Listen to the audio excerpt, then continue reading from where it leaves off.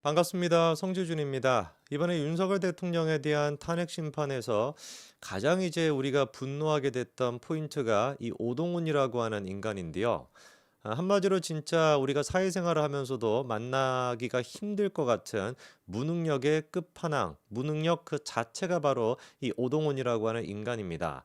어떤 분들 같은 경우는 제 주변에서 그렇게도 얘기하더라고요. 이재명만큼이나 싫다. 말하는 것도 뭔가 좀 어눌하고 뭔가 좀 약간 이상한 사람인 것처럼 얘기하고 좀 모자라 보이는 것 같다. 뭐 이렇게까지 얘기할 정도로 참 이게 신기한 것 같습니다. 저도 이제 그 평생에 이재명이라고 하는 사람을 만나본 적이 없는데 만나본 거야 이제 그 이재명이가 대선 때 0.7% 차이로 졌을 때 새벽 한 2시쯤이었나요? 2시 반쯤이었나?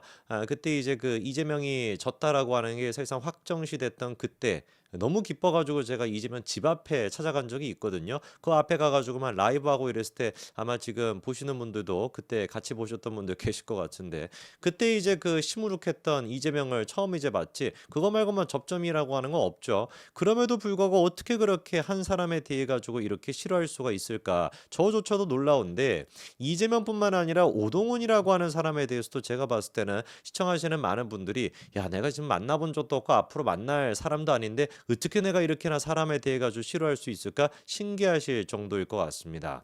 오동훈 같은 경우는 진짜 공수처라고 하는 조직 자체가 얼마나 무쓸모하고 당장이라도 진짜 쓰레기통에 처박아야 되는 쓰레기 같은 조직이라고 하는 거를 몸소 보여준 인물이죠.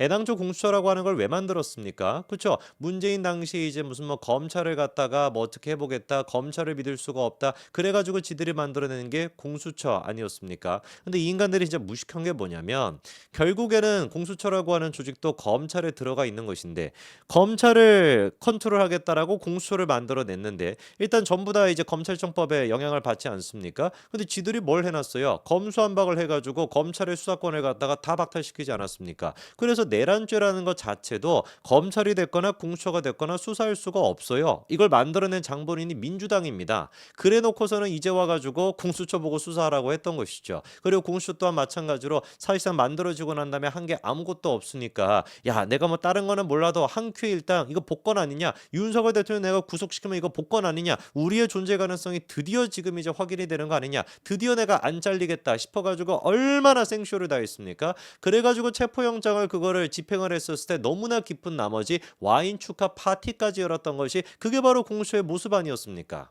그런데 그 결과 제가 봤을 때는 오동훈의 최후는 간단해 보입니다. 결국에는 구치소로 들어가 가지고 조국 옆에 앉아 있는 거. 이게 그 조국 말고요. 그 이상한 조국 있지 않습니까? 조국 옆에 앉아 있는 거. 그게 오동훈의 운명일 것 같습니다. 자, 그런데 이번에 오동훈이가 어떻게 된 것인지 기세 등등하게 등장을 해 가지고 나 끝났다. 나 무죄다라는 식으로 기세등등하게 기자회견을 또 열더라고요. 얘기를 들어보니까 공수처의 입장은 간단한 것 같습니다. 이번에 있었던 압수수색, 그 압수수색을 통해 가지고 범죄 혐의가 확인이 됐다라는 것이 아니라 오히려 깨끗하게 관련된 의혹이 다 해소된 것으로 판단하고 있다. 이런 얘기를 했습니다. 관련된 의혹이 다 해소된 것으로 판단하고 있다. 바꿔 얘기해서 자기들은 지금 무혐의다 이 얘기 아니겠습니까? 자 그러면 일단 공수처가 집단적으로 지금 헷가닥해가지고 원래부터 헷가닥해 있었는데 이번에는 어떤 쪽으로도 헷가닥해가지고 이런 식으로 자기의 무죄를 주장하고 나선 것이냐 이유를 이제 우리가 조금씩 봐야 될 것 같은데요. 우선 지난번에 있었던 검찰의 압수수색은 굉장히 충격적이었습니다. 여러분 아시는 것처럼 서울중앙지검의 형사 1부 김승호 부장판사가 압수수색을 갖다가 진행을 했었는데요. 김승호 부장검사 같은 경우는 김건희 여사의 이른바 그 명품백 의혹 있었죠, 그렇죠? 그 부분에 대해 가지고 수사를 진행했던 검사고요. 관련돼 가지고 무혐의 결론을 내렸던 사람이 바로 김승호 부장검사입니다. 그 김승호 부장검사가 관련돼 가지고 공수처에 대한 압수수색을 진행을 했던 것인데 고발이 이루어지고 난 다음에 일주일 정도 만에 전격적으로 공수처에 대한 압수수색을 진행했습니다. 굉장히 빠르게 압수수색이 진행이 됐다는 것이고 압수수색 자체가 일단 집행이 되기 위해서는 법원의 허가가 있어야 되지 않습니까? 영장이 이제 그 발부가 돼야 되는 것인데 영장을 발부하기 위해서는 기본적으로 여러 가지 조건이 있지만 범죄 혐의가 상당 부분 소명이 됐다라고 하는 게 가장 중요한 전제 조건입니다. 특히나 이번 케이스 같은 경우는 국가기관이 국가기관을 상대로 해가지고 압수수색을 하는 거잖아요. 검찰이 공수처를 상대로 해가지고 압수수색을 하는 거다 보니까 다른 여타의 케이스보다도 훨씬 더 엄격하게 법원이 봤을 가능성이 높은데 일주일 만에 전격적으로 압수영장이 발부가 됐다라고 하는 소리는 그만큼이나 이례적으로 공수처에 대한 문제가 상당 부분 확인이 되었다. 범죄 혐의가 상당 부분 소명이 되었다라고 법원이 판단했기 때문이라고 우리 모두가 다 상식적으로 볼 수가 있죠.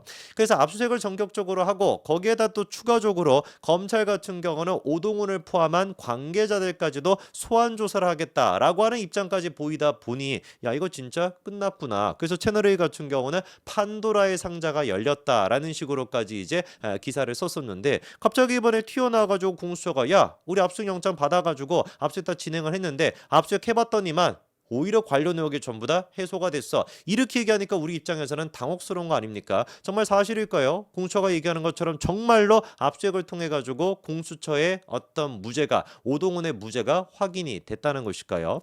자 일단 공수처의 입장을 들어보니까 지난주 금요일 2월 28일 압수수색으로 그동안 윤석열 대통령 변호인단 측이나 정치권에서 제기를 했던 영장과 관련된 의혹 내용들이 사실이 아니라는 부분이 확인됐다라고 본다.